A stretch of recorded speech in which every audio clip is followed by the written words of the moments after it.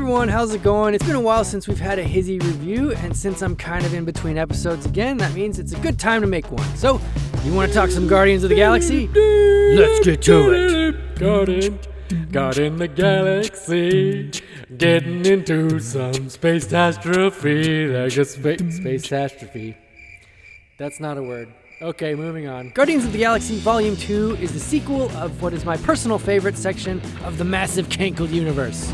Oh, you thought I forgot about them Cankles. Well, I didn't, boy! It's another fun shoot-'em-up space adventure.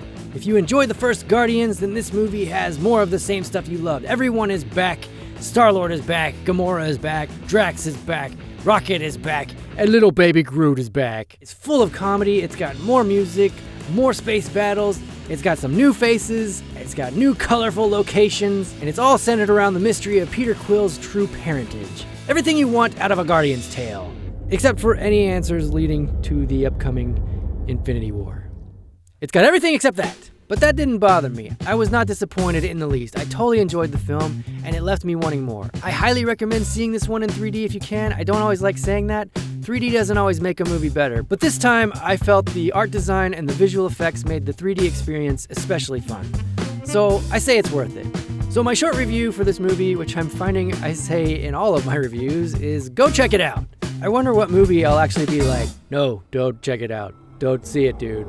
Turn back. Save yourself! Stop supporting this garbage!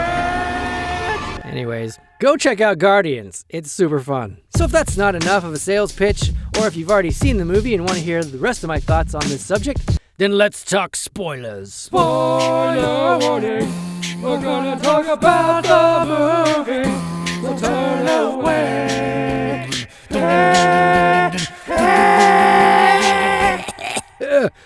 Gosh. I probably lost a lot of people on that one. I apologize. But spoilers from here on out. What did I like about the film?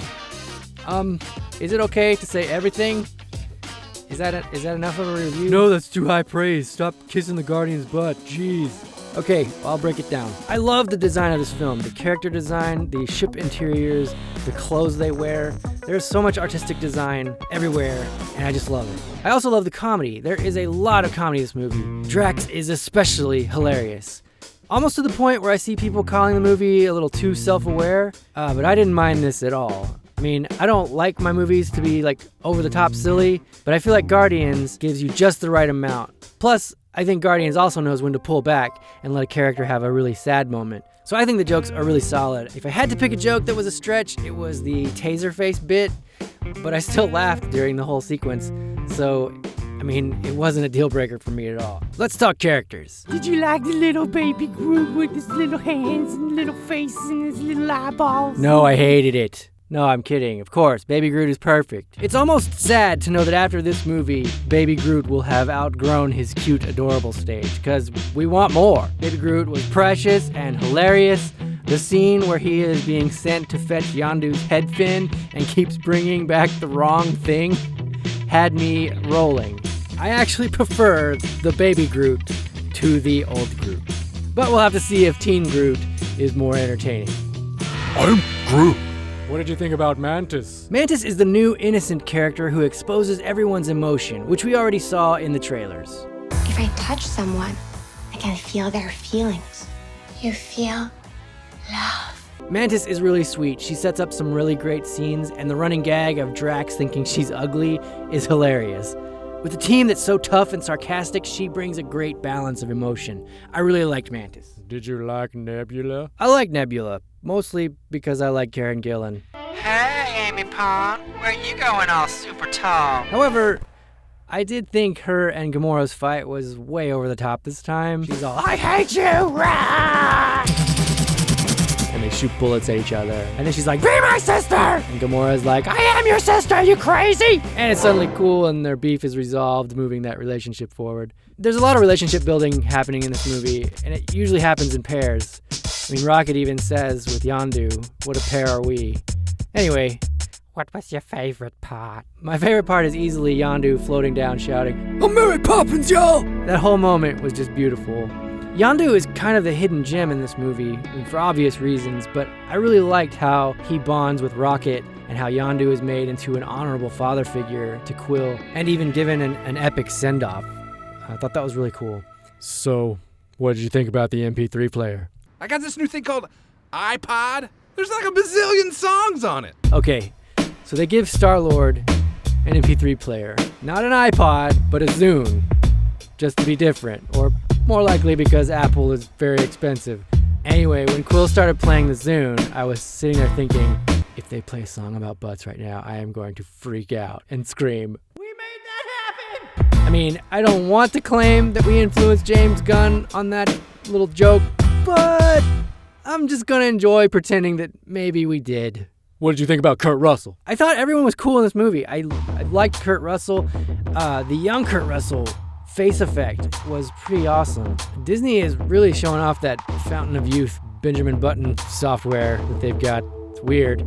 As for Kurt Russell / Ego's motivation in the movie, I didn't love that so much. He's like, "I'm your dad, Peter, and by the way, I killed your mom because I love being a planet so much more. You understand." And Star-Lord's like, "Oh, that makes me so mad, I'm gonna take the form of Pac-Man right now." Which is where the final battle got a little wheels off for me. So I guess I should just start the what I didn't like portion of the review. Don't worry, it's not very much. Oh, what did you not like? I didn't find the sovereign part of the story that interesting in the overall scheme of things. I like the arcade-style design of their drone ships, but I didn't really buy their rage on the whole Guardians gang. I know they say they take offense really easily, but it just didn't seem consistent. In the first scene, Star-Lord is hitting on Aisha like, "Hey, we should do it for science." And she's like, "Yes, please." And then Rocket steals her batteries, and she's like, "Murder them." I feel like that's a little extreme. Now, I know what you're thinking. Sounds like a typical girl's reaction to me. Well, it isn't. And don't stereotype, that's rude. Anyways, I wanted a little more depth from the Sovereign side. So their after-credits scene with the whole Atom Project just felt like, all right, I mean, this is all because of batteries? You could have just called Star-Lord the second they went missing, right? What else? Where is the Infinity Stone stuff? Does that even matter right now? Does the Collector matter? Does any of that matter? I mean, Howard the Duck is still around. But where's the Infinity Stone stuff? Glenn Close apparently got it unlocked, so don't you worry about that. Until it's time to worry. Still not my time. And that's about it. Those are my only complaints, and they're barely complaints. But what was the point? What was the point? To be awesome and hilarious and spaceships and hot aliens. But it's also a story about hidden feelings or the unspoken things. Most of the characters in this film appear one way on the outside, but are feeling something different on the inside. They're tough on the surface and soft in the center, just like Ego's planet brain. Everyone is hiding their feelings, and it's the reveal of those true feelings that make this story have weight. Ego is hiding his true intentions from Peter. Gamora isn't admitting that she's really a dancer. Nebula wishes she had a sister, but keeps fighting Gamora. Yondu calls out Rocket for concealing his feelings because he does the exact same thing. One of my favorite moments is when Drax tells Mantis about his daughter. His face is straight, without emotion, and when Mantis uses her ability to feel his emotion, she is overwhelmed and begins to cry. Seeing Drax's emotions this way was really moving, and I really appreciated that scene. It also makes all of Drax's practical jokes in the movie feel like another way he's using to deflect his true feelings. All of the scenes where everyone finally gets real with each other and expresses that they actually care is really cool. It's almost like everybody needs to feel loved and be part of a family. Kind of like real life. Everybody except Ego. Wouldn't you know it, Ego is all about me, me, me. Kind of like real life. So what do? Get rid of the ego. It's like when you drop the ego, whether it's your personal ego or your crazy planet godfather named Ego, then you can learn to value life and be with the more important things that could already be standing right next to you. The ones you love. Pretty dope, if you ask me.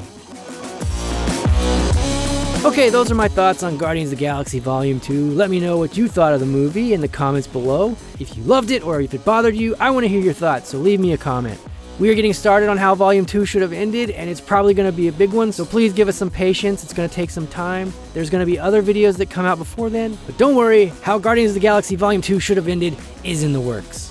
That's all for now. Thanks so much for watching. If you want more, click subscribe or click the bell to get notifications. Follow us on Twitter and Instagram and all that stuff, or you can just watch some more of our videos.